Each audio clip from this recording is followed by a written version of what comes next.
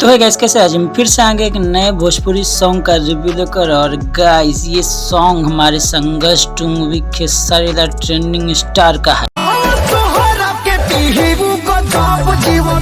अरे का दी जैसे मुँह में पैसा थमा रहे हैं वैसे कि ऐसे कैसे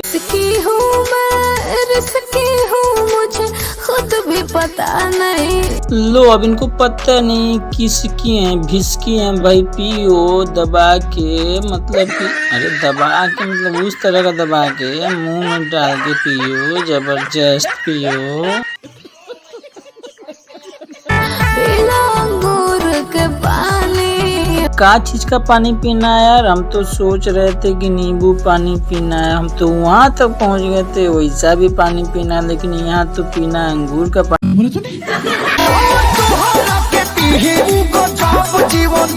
गाने में गाइस खेसारी लाल का लुक देख के लग रहा है कि नहीं ये पूरा राजस्थानी स्टाइल, मूंछ पगड़ी और कुर्ता एकदम राजस्थानी स्टाइल में फिर लग रहा है और खतरनाक भी लग रहे हैं इस तरह। और मूंछ देखिए तो भाई साहब क्या मूंछे, वाह ब्यूटीफुल। आके उड़ा गइल है कोई जना। कहाँ खिला दिए यार कि सब लोग खत्म हो गए।